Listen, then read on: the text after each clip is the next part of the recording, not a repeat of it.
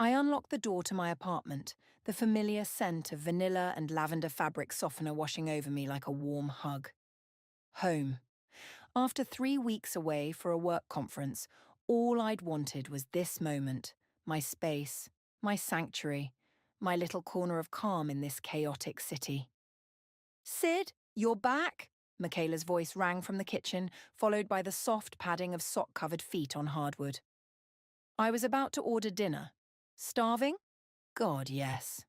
I dropped my suitcase by the door, rolling my shoulders to release the tension of travel.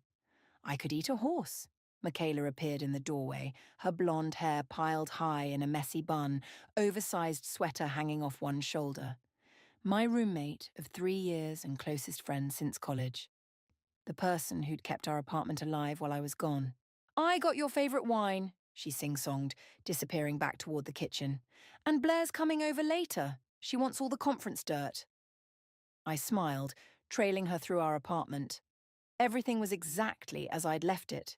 The mismatched furniture we'd collected from thrift stores, the gallery wall of concert tickets and travel photos, the permanent dent in our couch from countless movie nights. You're suspiciously chipper, I called after her, dropping onto a bar stool at our kitchen island. What happened while I was gone? Did you finally get that promotion? Michaela turned, 2 glasses of Cabernet in hand, her smile faltering just slightly. Something flickered behind her eyes, so quick I almost missed it. Nothing major, she said, sliding a glass toward me. Just glad you're home. Missed my partner in crime. I took a long sip, letting the wine warm me from the inside. Well, the conference was brutal. 16-hour days pitching to clients who couldn't tell a marketing strategy from a grocery list. But you killed it, right? You always do. I think so. My boss seemed impressed. I ran my finger along the edge of my glass, though I'm still not sure it was worth missing Thanksgiving with my family. Michaela's phone buzzed on the counter. She glanced at it, then flipped it face down with unusual quickness. Everything okay? I asked. Just work stuff. She waved dismissively. So tell me everything. Any conference hookups? Drunken embarrassments? Office gossip? We fell into our familiar rhythm, laughing over wine as I recounted stories from my trip. But something felt off. Michaela kept checking her phone when she thought I wasn't looking. Her laughter seemed rehearsed, her questions automatic rather than engaged. When Blair arrived an hour later, the strange tension only intensified. Blair hugged me tight, her familiar perfume enveloping me. Sydney, thank God you're back. I've been third-wheeling with this one for weeks, she said, nudging Michaela with her elbow. Michaela's laugh was too high, too sharp. Third-wheeling? I asked, looking between them. Blair's smile froze. You know, with all her dates and stuff. What dates? I turned to Michaela, who was suddenly very interested in refilling her wineglass. Just a few casual things, Michaela said lightly. Nothing serious. Blair's eyes widened slightly, darting between us. I thought you told her about... It's nothing, Michaela cut in. Sydney just got home. Let's not bore her with my pathetic dating life. The conversation shifted, but the undercurrent remained. Something was happening that I wasn't privy to. I excused myself to unpack, needing a moment alone to shake the unsettled feeling crawling up my spine. In my bedroom, I dropped my suitcase on the bed and took a deep breath. Maybe I was overreacting. 3 weeks away had made me paranoid, that's all. I was tired from travel, imagining tension where there was none. I opened my closet to hang up my conference clothes and froze. Half the closet was empty. My winter sweaters, my favourite jeans, my collection of vintage concert t-shirts. Gone. Frowning, I checked my dresser drawers. Also half empty. Had Michaela moved my things? Was she using my closet while I was away? That's when I saw it. A white envelope on my nightstand, my name written in unfamiliar handwriting. I tore it open, my heart suddenly pounding. The first line made my blood run cold. Notice of lease termination and eviction. My eyes skimmed the legal jargon, catching phrases like 30 days notice and new tenant agreement. The date on the notice was from 2 weeks ago, while I was away. I stood there, letter trembling in my hand, as the apartment door opened and closed. Voices murmured, then footsteps approached my room. Sydney? Michaela called, knocking softly. Everything okay? I turned toward the door, the eviction notice clutched in my fist, as the truth crashed over me like ice water. You're kicking me out of our apartment? Michaela's face did something complicated. Surprise, guilt, then a forced neutrality that made my stomach turn. She pushed my door open wider, stepping into my half-empty room. I was going to tell you tonight, she said, her voice unnaturally calm. After you settled in. Tell me what? That you're replacing me? I held up the eviction notice, my hand shaking. While I was away at a work conference? What the actual fuck, Michaela? She sighed, leaning against my dresser like we were discussing a minor inconvenience. It's not personal, Sid. Not personal? My voice cracked. We've lived together for 3 years. We split the security deposit. We picked out this apartment together. Blair appeared in the doorway behind her, eyes wide. I should probably go. No, stay, I said, suddenly desperate not to be alone with Michaela. I'd love to hear if you knew about this too. Blair's silence was answer enough. Great. I laughed, the sound brittle even to my own ears. So everyone knew I was being kicked out except me. Look, things changed while you were gone, Michaela said, crossing her arms. My cousin Isabella needs a place to stay. She just moved to the city and... And what? I'm suddenly disposable. You couldn't have called me. I texted you about it. No, you didn't. I grabbed my phone, scrolling frantically through our messages. Nothing about eviction, nothing about moving out. Just normal roommate check-ins and cat memes. I definitely texted you, she insisted. You must have missed it with all your conference stuff. The lie was so blatant it took my breath away. 3 weeks of messages and not one mentioned I was being kicked out of my own home. Show me, I challenged. Show me the text where you told me I needed to find a new place to live. Michaela's fingers flew over her phone screen, scrolling up and down. I can't find it right now, but I definitely sent it. Blair shifted uncomfortably. Maybe we should all take a breath. I don't need a breath, I snapped. I need answers. When am I supposed to be out? Where am I supposed to go? The notice gives you 30 days, Michaela said, not meeting my eyes. But Isabella's lease ends next week, so if you could be out by then. Next week? The room spun. Are you fucking kidding me? It's December. Do you know how hard it is to find an apartment during the holidays? You can stay with your brother, can't you? Michaela suggested, as if Robert and I had spoken in years. As if she didn't know exactly why we didn't. I grabbed the nearest object, a coffee mug from my nightstand, and hurled it against the wall.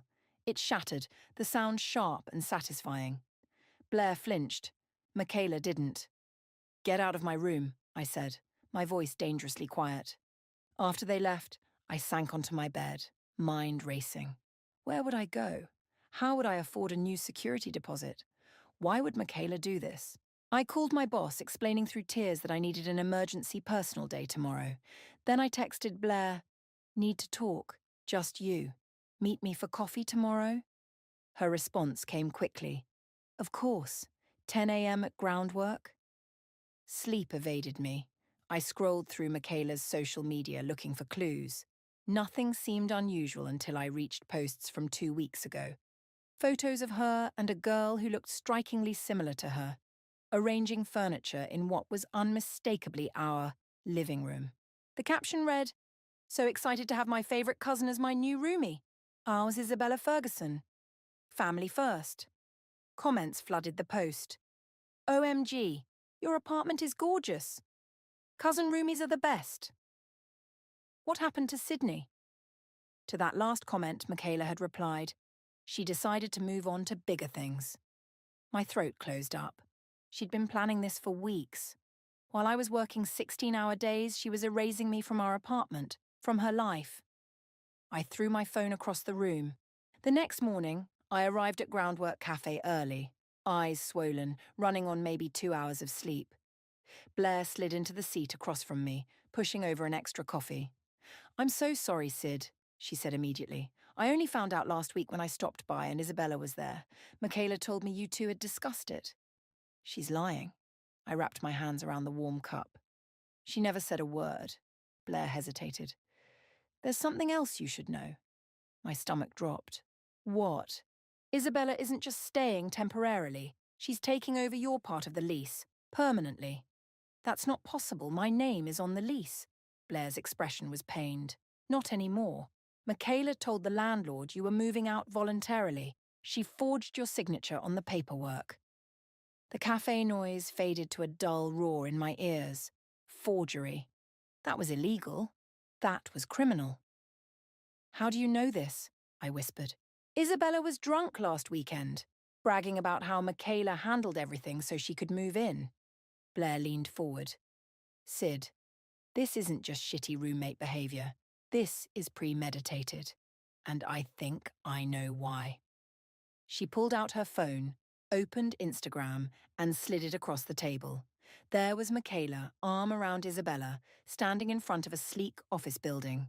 The caption made my blood freeze, celebrating my cousin's new marketing director position at Vertex Media. So proud.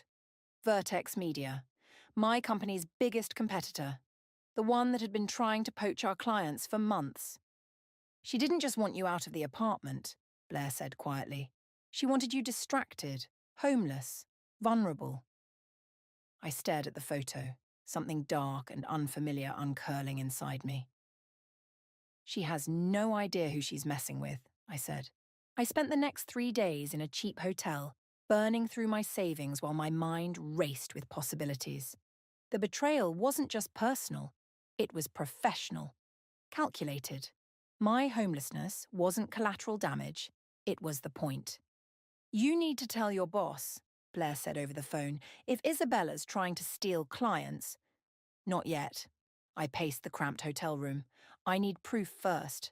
Otherwise, I'm just the unstable employee making accusations because my roommate kicked me out. What I didn't tell Blair was that I'd already started gathering evidence. I'd created a fake email account and reached out to Isabella, posing as a potential client who'd heard great things about her work at Vertex. Her eager response included a portfolio featuring marketing strategies suspiciously similar to ones I'd developed. But I needed more. Something concrete that showed Michaela's involvement. I checked my watch. 2:15 p.m. Michaela would be at her yoga class until 4. I knew her schedule better than my own, a fact she was counting on to avoid me while I moved out. Too bad for her, I had no intention of moving out quietly. 20 minutes later, I stood outside our apartment door, key in hand. My heart hammered against my ribs as I listened for any sound inside. Silence. I slipped the key in, half expecting it wouldn't work, that she'd changed the locks already. It turned smoothly. The apartment looked different. My books were gone from the shelves, replaced by decorative objects I'd never seen. The throw blanket my grandmother had knitted, removed. The kitchen island where I'd sat just days ago was covered with unfamiliar makeup products and fashion magazines. It was like I'd never lived here. I moved quickly to Michaela's room, guilt and righteousness warring in my chest. This wasn't breaking in. My name was still on the lease for 27 more days. Still, my hands trembled as I eased her door open. Her room was its usual organized chaos. Clothes draped over chairs, jewelry scattered across her dresser. I headed straight for her laptop sitting open on her desk. Password protected, of course. I tried the usual. Her birthday, her cat's name, our apartment number. Nothing worked. Think, Sydney, I muttered. What had changed in her life recently? Isabella. I typed in Isabella and hit enter. Password incorrect. Isabella NYC. The screen unlocked. Amateur, I whispered, opening her email. I found what I needed in minutes. An email chain between Michaela and Isabella spanning months. They'd planned everything. Isabella would get hired at Vertex. Michaela would help her access my client information. And in return, Isabella would help Michaela land a job there too. My eviction was timed perfectly with my biggest client presentations, ensuring maximum disruption to my work. I forwarded the emails to myself, then took screenshots for good measure. As I was closing the laptop, a text notification popped up on Michaela's phone, which lay charging nearby. Isabella. Did Sydney move her stuff out yet? My furniture arrives tomorrow. My throat tightened. Tomorrow. They expected me gone by tomorrow. I grabbed the phone, my fingers flying across the screen. Michaela. Not yet. Having trouble finding a place. Might need another week. The response came immediately. Isabella. Are you kidding? I can't stay in this Airbnb any longer. Get her out. Michaela. I'll handle it. I set the phone down, a plan forming. I needed time to secure my job, find a new place, and make Michaela pay for what she'd done. And now I knew exactly how to buy that time. I left the apartment as quietly as I'd entered, stopping at a hardware store on the way back to my hotel. That evening, I called Blair. I need a favor, I said. Can I crash at your place for a few days? Of course, she said immediately. But what happened to staying at the hotel? Change of plans. I smiled at the new key in my hand, an exact copy of our apartment key. I'm going to make Michaela's life difficult. Sydney? Blair's voice held a warning.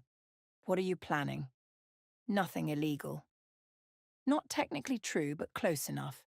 Just buying myself some time. The next morning I waited until I knew Michaela would be at work. Then I returned to the apartment with a small bag of supplies. It took less than 20 minutes to complete my task, removing the pins from the hinges of my bedroom door, then carefully replacing the door so it looked untouched. I sent a text to Michaela. Coming by to get the last of my things this afternoon. Left my key on the counter. Her response was immediate and cold. Fine. Be out by 5. I left an old key on the counter, not the new copy I'd made, and walked out, smiling to myself. At 6:30 p.m., my phone rang. Michaela. What did you do to the door? She demanded, voice tight with anger. What door? I asked innocently. Your bedroom door. It won't open, and Isabella's stuff is being delivered tomorrow. That's strange, I said. Must be stuck. Old building, you know how it is. Fix it, she hissed. I don't live there anymore, remember? You kicked me out. Sydney. You know what's interesting, Michaela? I cut her off. I found those emails between you and Isabella, the ones about stealing my clients. My boss found them interesting too. Silence stretched between us. You're bluffing, she finally said, but uncertainty wavered in her voice. Am I? Check your sent folder. I heard her breathing quicken. What do you want?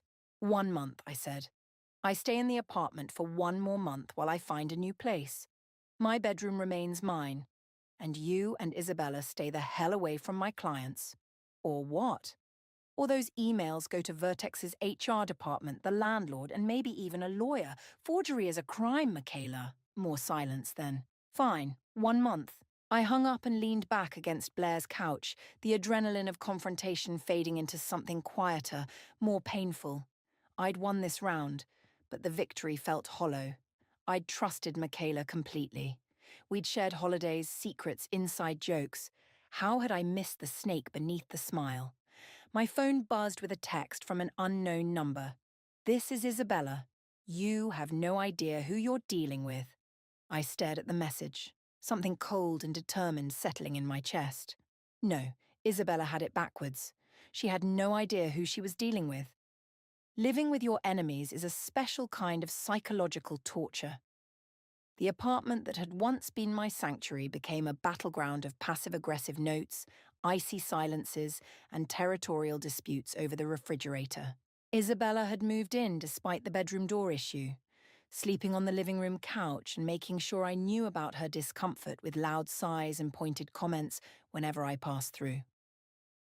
Michaela barely acknowledged my existence, communicating exclusively through terse text messages even when we were in the same room. Fine by me. I had bigger concerns than their comfort.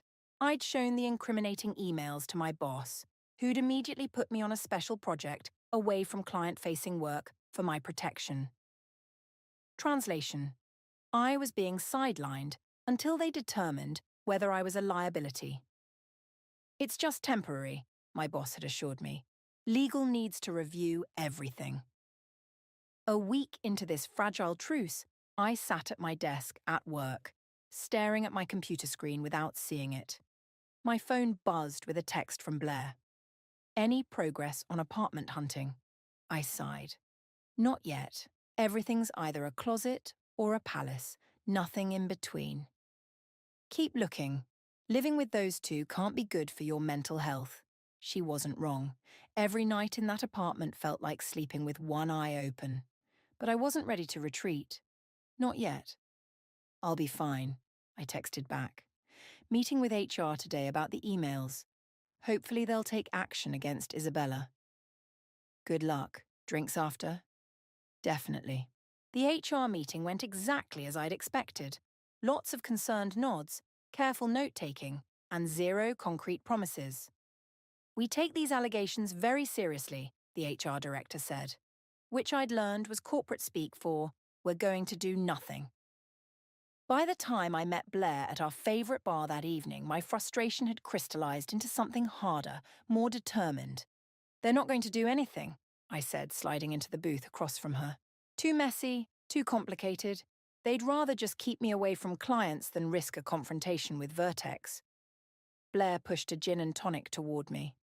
I'm sorry, Sid. That's bullshit. It is what it is.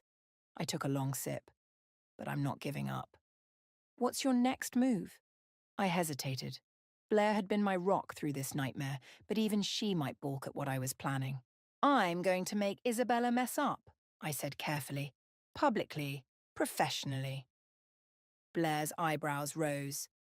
How exactly? I've been creating a fake client profile. High value, exactly the kind of account Isabella would want to land. I'm going to approach her as this client, get her to pitch me, and then... Sydney, Blair set her drink down. That sounds like entrapment. It's not entrapment if she's already planning to steal clients. I'm just giving her the opportunity to show her true colours. Blair studied my face. This isn't like you. The Sydney I know doesn't play these kinds of games. The Sydney you knew didn't have her life blown up by people she trusted. My voice came out sharper than intended. Besides, what choice do I have? HR won't help. I'm being pushed out at work. I need to protect myself. I get that, but do you? I cut her off.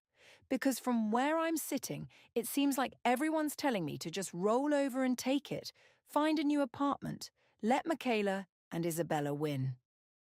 That's not what I'm saying. Then what are you saying? Blair reached across the table, her hand covering mine. I'm saying be careful. Don't become someone you'll hate just to get revenge. Her words hit harder than I wanted to admit. I pulled my hand away, suddenly needing space.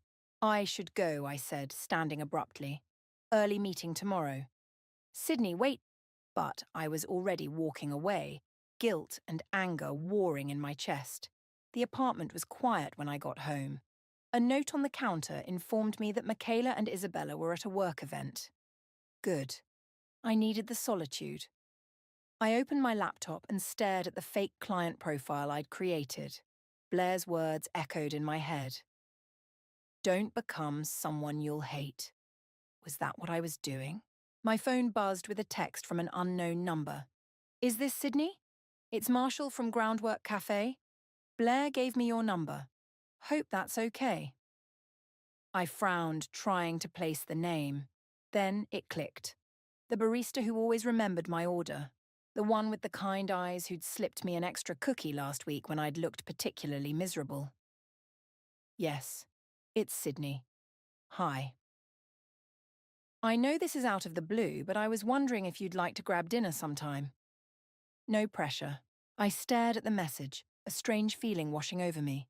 In the midst of all this chaos and betrayal, here was something simple, something normal. I'd like that, I typed back before I could overthink it. His response came quickly. Great. How about tomorrow night? I know a great Thai place. Tomorrow works. I set my phone down, surprised by the small smile on my face. For a moment, I'd forgotten about Michaela, Isabella, the fake client profile, all of it. The front door opened and voices filled the apartment. Michaela and Isabella back from their event, laughing about something. The sound grated against my momentary peace. Oh, Michaela said, spotting me in the kitchen. You're here. I live here, I replied evenly. For 3 more weeks, anyway. Isabella smirked, dropping her designer bag on the counter. Not for long if you keep getting sidelined at work. Heard you're off the Westridge account. My blood went cold. How did she know that? Careful, Isabella, I said quietly. Corporate espionage is a serious offence. Is it espionage to hear office gossip? She shrugged. People talk, especially about employees who might not be around much longer. The implication was clear. They weren't just trying to take my home. They were actively working to get me fired. As they disappeared into Michaela's room, I turned back to my laptop, my resolve hardening. Blair's warning faded against the reality of what I was facing. The fake client profile stared back at me. I began to type, crafting an email to Isabella that would set my trap. Some lines, once crossed, can't be uncrossed. I was about to step over one. The Thai restaurant was tucked between a laundromat and a bookstore, easy to miss unless you knew it was there. Marshall waited outside, hands in his pockets, looking up and down the street for me. When our eyes met, his smile was immediate and warm. You found it, he said, holding the door open. Your directions were very specific, I replied, stepping inside. The restaurant was small but cozy, string lights crisscrossing the ceiling, the air heavy with spices. Over steaming bowls of curry, Marshall told me about his photography side hustle, his rescue dog, and his dream of opening his own cafe someday. I found myself laughing for the first time in weeks. It felt foreign, almost wrong, like I was betraying my own anger. So what's your story, he asked, refilling my water glass.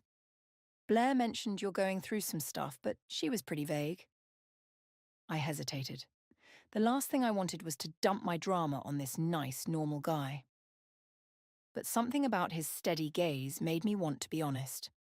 My roommate kicked me out while I was away on a business trip, I said. And it turns out she and her cousin were plotting to sabotage my career. To his credit, Marshall didn't flinch. That's intense. Are you okay? Not really, I admitted. I'm still living there temporarily and it's a nightmare. But I'm handling it. Handling it how? I took a sip of water, avoiding his eyes. Let's just say I'm not going down without a fight. Marshall nodded slowly. Just be careful. Revenge has a way of consuming people. You sound like Blair. Blair's smart, he said with a slight smile, and she cares about you. A lot. Something in his tone made me look up. Did she put you up to this? Asking me out? No, he said quickly. Then, more honestly, well, she mentioned you might need a distraction, but I've wanted to ask you out for months. Just never had the courage until she gave me your number. I wasn't sure how to feel about that, annoyed at Blair's interference or touched by her concern. Maybe both. I'm glad you called, I said finally. I needed this more than I realized. Walking home later, I felt lighter somehow. For a few hours, I'd been just Sydney. Not the victim, not the avenger, just a woman on a date with a nice guy. It was a glimpse of what normal could feel like again. The feeling evaporated the moment I opened my apartment door. Isabella sat at the kitchen island, her laptop open, a smug smile playing on her lips as she looked up at me. Fun date? She asked. I ignored her, heading straight for my room. Not so fast, she called after me. We need to talk about this email I received today from Westridge Corp. Ring any bells? I froze, my back to her. Westridge Corp was the fake company I'd created. I have no idea what you're talking about, I said, turning slowly. Isabella's smile widened. Really? Because it's strange that a potential client would reach out to me directly, using industry jargon that sounds suspiciously like your writing style. My heart pounded. You're paranoid. Am I? She turned her laptop toward me. On the screen was my email, and next to it a marketing proposal I'd written months ago. The similarities in phrasing were unmistakable. I'm not an idiot, Sydney, Isabella said, her voice hardening. Did you really think I wouldn't recognize a trap when I saw one? I don't know what you're talking about, I repeated, but the words sounded hollow even to me. Save it. She closed her laptop with a snap. I've already forwarded this to HR at both our companies. Harassment, corporate sabotage. Take your pick of what they'll call it. The floor seemed to tilt beneath me. You're bluffing. Check your work email. Her smile was vicious now. Oh, wait, you can't. Your access has been temporarily suspended pending an investigation. I grabbed my phone, hands shaking as I opened my work email app. Access denied. I tried again. Same message. I started, but Isabella cut me off. You did this to yourself, she said, standing. You couldn't just walk away. You had to play games. You stole my home, I hissed. You're trying to steal my job. What was I supposed to do? Not this, she gestured to her laptop. Not something that could get you fired or worse. Like you care. I don't, she agreed. But Michaela might. She actually felt bad about all this, you know. Until you started your little revenge campaign. The mention of Michaela sent a fresh wave of anger through me. Where is she? Out. She doesn't know about this yet. Isabella picked up her phone. But she will soon. And then you'll be out of this apartment for good. I retreated to my room, locking the door behind me. My hands wouldn't stop shaking. I'd been so careful with that email, creating it from a new account, using a VPN. How had she connected it to me so easily? My phone buzzed with a text from Blair. How was the date? I couldn't even think about the date now. I messed up. Bad. Isabella caught me trying to trap her. She reported me to HR. Blair's response came immediately. Coming over. Don't do anything else. I paced my room, panic rising in my throat. If I lost my job over this, I'd have nothing. No home, no income, no way to fight back. A knock at my bedroom door made me jump. Sydney? It was Michaela's voice, quiet but firm. We need to talk. I opened the door, bracing for the worst. But Michaela's expression wasn't triumphant or angry. She looked tired. Isabella told me what happened, she said. I'm sure she did. This has gone too far. Michaela ran a hand through her hair. Both of us, we're acting crazy. Both of us? I laughed bitterly. I'm not the one who forged signatures and stole an apartment. No, you're just the one creating fake companies to entrap people. She sighed. Look, I got a call from our landlord today. The building's being sold. We're all getting eviction notices next week. I stared at her, certain this was another trick. What? It's true. 30-day notice. Everyone out. She met my eyes directly. So this whole fight, it's pointless now? Before I could respond, my phone rang. Unknown number. With a sense of dread, I answered. Is this Sydney? A man's voice, formal and cold. Yes. This is David from HR. I need you to come in tomorrow morning at 9 a.m. for a disciplinary meeting regarding some serious allegations that have been brought to our attention. As he continued outlining the charges against me, I looked at Michaela, still standing in my doorway. The irony wasn't lost on me. We were both about to lose this apartment, but only one of us was about to lose everything else too. Blair arrived 20 minutes later, bursting through the front door like a hurricane. She found me sitting on my bed, staring at the wall, Michaela's revelation about the building sale still ringing in my ears. What happened? Blair demanded, shutting my bedroom door behind her. Tell me everything. I recounted it all mechanically.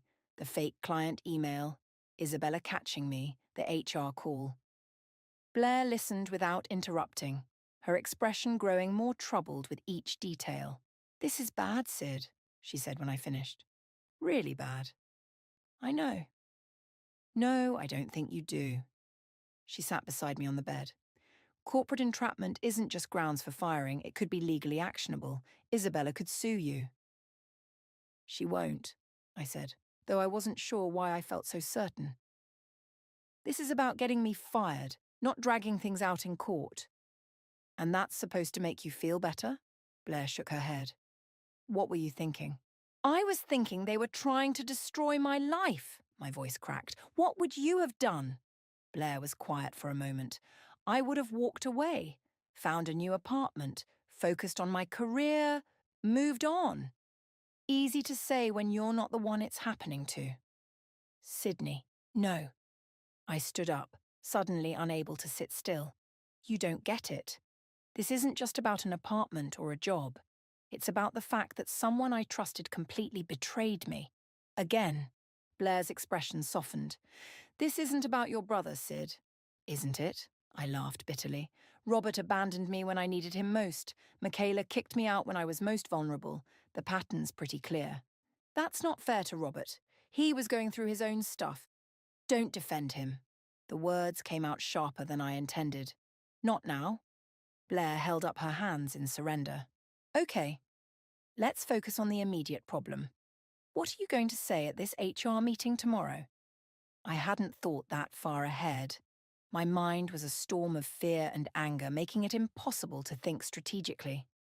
I don't know, I admitted. Deny everything? With what evidence? If Isabella has those emails. My phone buzzed with a text. I expected Marshall checking in after our date. Instead, it was a number I hadn't seen in years. It's Robert, we need to talk. I'm in town.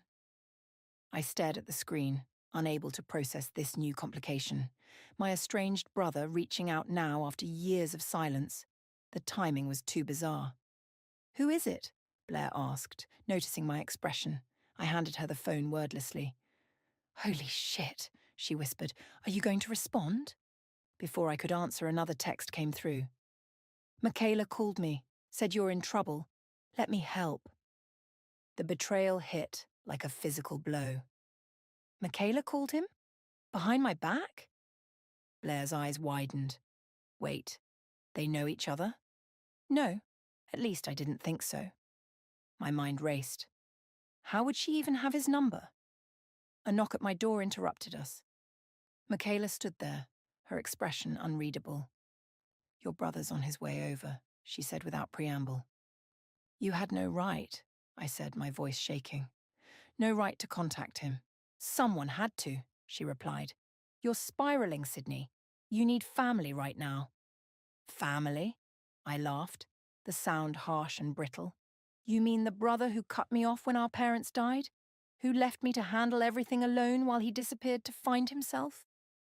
Michaela had the decency to look uncomfortable. He said it was complicated. How long have you been in touch with him? I demanded. She hesitated.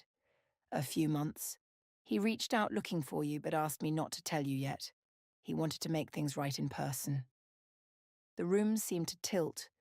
All this time, Michaela had been talking to Robert behind my back, while planning to kick me out, while conspiring with Isabella. Get out, I whispered. Sydney. Get out, I screamed, something breaking loose inside me. Both of you, get out! Blair touched my arm. I'm staying. No, I pulled away. I need to be alone. Please. After they left, I sat in the silence of my room trying to make sense of everything. Robert was coming here. After 5 years of nothing, he was walking back into my life at my lowest moment. Because Michaela called him. My phone buzzed again. Robert. Almost there. Please talk to me. I turned my phone off and curled up on my bed, feeling like that 16-year-old girl again. The one who stood at our parents' funeral while Robert, 21 and drowning in his own grief, told me he needed space. The one who handled the estate, the house sale, the insurance claims, all while finishing high school alone. The doorbell rang 30 minutes later. I heard murmured voices in the living room, Michaela letting Robert in. Then a knock at my bedroom door. Sid? His voice deeper than I remembered. It's me. I didn't answer. I know you're angry, he continued. You have every right to be, but I can help with this HR situation. I'm a lawyer now. That got my attention. I opened the door to find an older, more polished version of my brother. The wild hair was now neatly cut, the band t-shirts replaced by a button-down. But his eyes were the same, our mother's eyes. A lawyer, I repeated flatly. Congratulations. Employment law, specifically. He shifted uncomfortably. Can I come in? I stepped aside, allowing him into my room. He looked around, taking in the half-packed boxes, the general disarray. Michaela told me what's been happening, he said. All of it. I'm sure she did. What she did was wrong, he said, surprising me. But this revenge plan, it's going to backfire, Sydney. Let me help you salvage your job, at least. Why now? I asked, the question that had burned in me for years. Why show up now? Robert's eyes met mine, filled with regret and something else, determination. Because I'm not making the same mistake twice, he said. I abandoned you once. I won't do it again. I wanted to scream at him, to throw him out like I had Michaela and Blair. but a small, desperate part of me recognized the lifeline he was offering. "The HR meeting is at 9 tomorrow," I said finally. "Don't be late." Robert and I arrived at my office building at 8:30 the next morning. I hadn't slept, my mind racing between the HR meeting, Robert's sudden reappearance, and Michaela's betrayal. My body felt hollow, running on nothing but anxiety and 3 cups of coffee. "Remember what we discussed," Robert said as we rode the elevator up. "Let me do most of the talking. Don't admit to anything." I nodded mechanically. We'd spent hours last night going over a strategy, deny the fake email, question the evidence, suggest Isabella had fabricated the whole thing out of professional jealousy. It felt wrong, more lies to cover lies. But I was desperate. The elevator doors opened to reveal Isabella standing in the lobby talking to my boss. They both turned as we approached, Isabella's expression shifting from confident to uncertain at the sight of Robert in his crisp suit, leather briefcase in hand. "Sydney," my boss said, his tone carefully neutral. "The meeting's in conference room B. Who's this?" "Robert Miller," my brother said, extending his hand. "Sydney's legal counsel." My boss's eyebrows shot up. "Legal counsel? This is just an internal review, not a court proceeding." "Nevertheless," Robert replied smoothly, "given the serious nature of the allegations, my sister has the right to representation." Isabella's smug smile had vanished completely. In the conference room, David from HR sat with another woman I didn't recognize. Files were spread before them, including printouts of what I assumed were the damning emails. "Before we begin," Robert said as soon as we sat down, "I'd like to address the fundamental conflict of interest here. Isabella Ferguson has a personal vendetta against my sister that extends beyond the workplace." "That's not true," Isabella interjected. Robert ignored her. "Ms. Ferguson is cousins with Sydney's roommate, who recently attempted to illegally evict Sydney from their shared apartment. We have evidence of forged documents and conspiracy to displace my client during her business trip." The HR representatives exchanged glances. "While that's concerning," David said carefully, "it doesn't address the allegations that Sydney created a fake company to entrap Ms. Ferguson." "About those allegations," Robert continued, "we've reviewed the emails in question. There's no evidence connecting them to my sister beyond Ms. Ferguson's speculation. In fact, we have reason to believe Ms. Ferguson fabricated this entire scenario to discredit Sydney professionally." My heart pounded as Robert laid out our counter-narrative that Isabella, desperate to eliminate competition, had created the fake email herself to frame me. It was bold, audacious, and completely dishonest. I watched Isabella's face flush with anger, saw my boss's furrowed brow as he tried to determine who was telling the truth. This wasn't justice. This was just more manipulation, more lies. "Stop," I said suddenly. Robert turned to me, warning in his eyes. "Sydney? No." I straightened in my chair, a strange calm washing over me. "I'm not doing this." I looked directly at David from HR. "I sent the email. I created the fake company.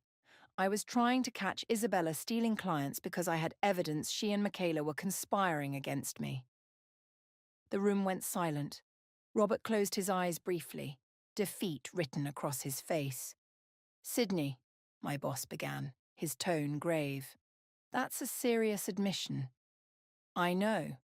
My voice was steady now. "And I'll accept whatever consequences come with it.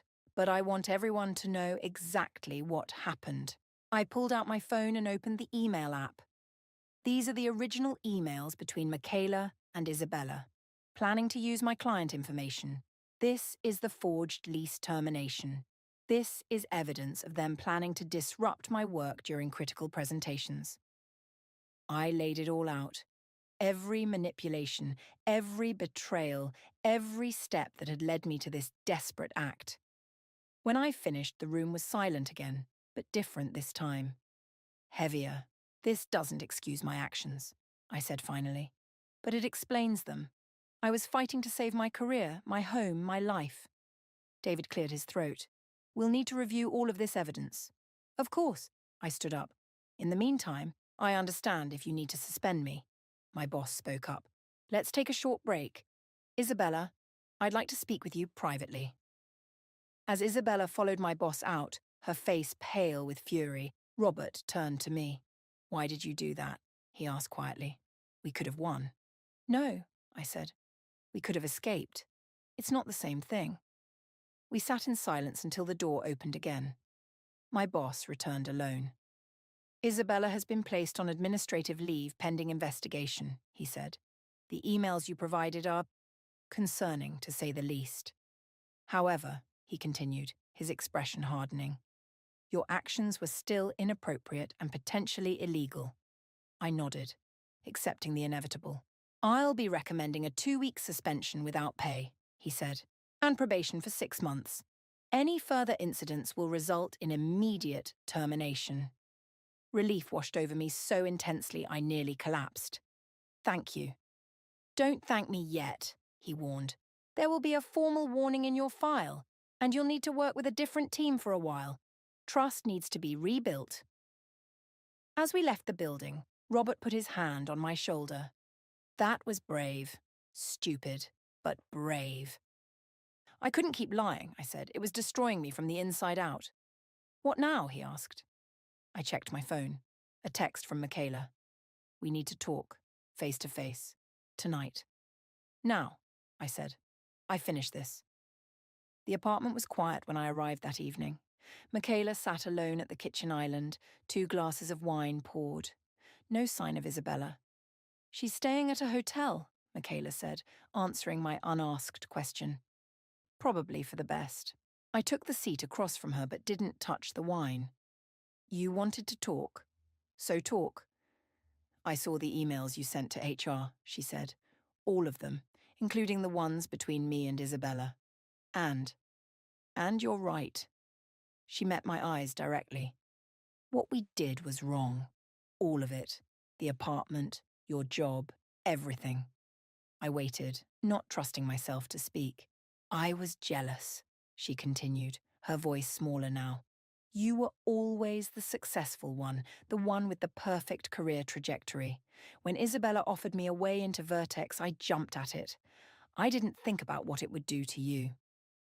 You were my friend, I said, the words like glass in my throat. I trusted you. I know. She pushed her phone across the counter to me. On the screen was a video, Michaela looking directly at the camera. What's this? Press play. I hit the button and Michaela's voice filled the kitchen.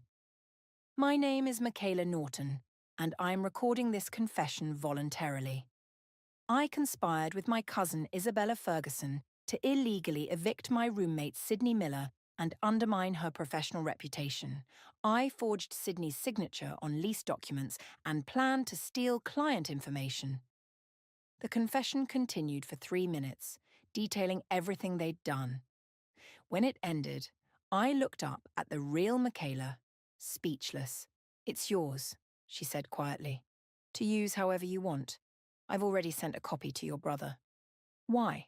I managed finally. Because you told the truth when it would have been easier to lie. She stood up. And because some things can't be fixed with words alone. I stared at Michaela's phone, her confession still ringing in my ears. The power I'd been chasing for weeks now sat in my palm. Concrete evidence I could take to the landlord, to HR, maybe even to the police. What do you expect me to do with this? I asked. Michaela shrugged, vulnerability naked on her face. Whatever you need to, I just couldn't keep living with what we did. I set the phone down between us, suddenly exhausted. The vindication I'd imagined feeling in this moment was nowhere to be found. Instead, I felt hollow, scraped clean of the anger that had been fueling me. Why did you call Robert? I asked. The question had been burning in me since he appeared. Michaela's eyes dropped to her wine glass. Because I knew you wouldn't listen to me, and because he called looking for you months ago. What? Why? Your parents' house finally sold, she said quietly. He needed your signature on the paperwork. The house, our childhood home, sitting empty since our parents died. The last physical reminder of the family we'd once been. He could have called me himself, I said, the old hurt rising. He tried. You blocked his number, remember? After that Christmas fight? I had. 3 years ago, when his absence had become too painful to bear. I'd blocked his calls, his emails, erased him from my life the way he'd erased me from his. I should go, I said, standing abruptly. This was too much. Michaela's confession, Robert's reappearance, the house. I needed space to think. Sydney, wait. Michaela reached for my arm. There's something else you should know. I paused, bracing myself for another revelation. Isabella wasn't just trying to steal your clients, she said. She was trying to get you fired because of Marshall. Marshall? The barista? What does he have to do with anything? They dated last year. It ended badly. When she found out Blair set you two up. Michaela trailed off. I laughed, the sound sharp and disbelieving. So this whole nightmare, my apartment, my job, my life, was collateral damage in some twisted revenge plot against a guy I barely know? Partly, Michaela admitted. The job opportunity at Vertex was real, but Isabella made it personal when she found out about Marshall. I shook my head, processing this absurd new information. All this time I'd thought I was the target, that Michaela and Isabella had conspired specifically to hurt me. But I'd just been convenient, the roommate of the woman dating Isabella's ex, the colleague whose clients Isabella wanted. I need to go, I repeated, grabbing my jacket. Outside, the night air was cool against my flushed skin. I walked aimlessly, Michaela's confession video burning a hole in my pocket where I'd saved it to my phone. What would using it accomplish now? My job was secure, if tenuous. The apartment would be gone in weeks anyway. And revenge, the thing I'd craved so desperately, suddenly seemed pointless. My phone buzzed with a text from Robert. How did it go with Michaela? I hesitated, then called him instead of texting back. She gave me a recorded confession, I said when he answered. About everything. That's great, he said, sounding genuinely relieved. That should help with the landlord situation, at least until you find a new place. Is it true about the house? I asked abruptly. A pause. Yes. It finally sold. I've been trying to reach you about it for months. Why didn't you try harder? The question came out smaller than I intended. Robert was quiet for a long moment. Because I was ashamed, he finally said, of how I left you, of how I handled everything after Mom and Dad died. It was easier to tell myself you were better off without me than to face what I'd done. The honesty in his voice caught me off guard. I needed you, I said simply. I know. I'm sorry, Sid. I can't change the past, but I'm here now, if you'll let me be. I thought about the last few weeks, the betrayal, the anger, the desperate need for revenge that had nearly cost me everything. How much of my reaction had been about Michaela and Isabella, and how much had been the reopened wound of Robert's abandonment. The house money, I said suddenly. What happens to it? Half is yours, he said. It's in an escrow account waiting for you. Enough for a down payment on your own place if that's what you want. My own place. No roommates, no shared spaces, no vulnerability to someone else's whims. The thought was both liberating and lonely. I need to think, I told him, about everything. Take your time, he said. I'm not going anywhere this time. I ended the call and found myself walking toward Blair's apartment. She answered the door in pajamas, surprise turning to concern when she saw my face. What happened? She asked, pulling me inside. I told her everything, Michaela's confession, the revelation about Isabella and Marshall, the house sale, my conversation with Robert. So, what are you going to do? She asked when I finished. About the confession video? I pulled out my phone, staring at the file. One tap and I could send it to HR, to the landlord, post it online for everyone to see. The revenge I'd wanted served on a silver platter. Delete it, I said, surprising myself. Are you sure? After everything they did? I nodded, pressing delete before I could change my mind. Revenge was destroying me, making me someone I didn't recognize. And Robert? The house money. I don't know yet, I admitted, but I'm done letting the past control my future. Blair smiled, squeezing my hand. That sounds like the Sydney I know. Later that night, I sat on Blair's balcony staring at the city lights. My phone buzzed with a text from Marshall. Free for coffee tomorrow? I thought about Isabella, about her petty revenge that had spiraled into something so destructive, about how easily I'd fallen into the same trap, letting anger consume me. Sorry, not interested in being part of someone else's revenge story, I texted back. His response came quickly. What? I don't understand. Ask Isabella, I wrote, then set my phone aside. Tomorrow I would call Robert about the house money. I would start apartment hunting in earnest. I would rebuild what Michaela and Isabella had tried to destroy, not out of vengeance, but because it was mine to rebuild. The realization settled over me like a blanket. The opposite of betrayal isn't revenge. It's reclaiming what's yours.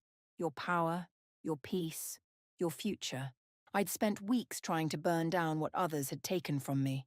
Now it was time to build something new from the ashes, something that couldn't be so easily destroyed, something that was mine alone.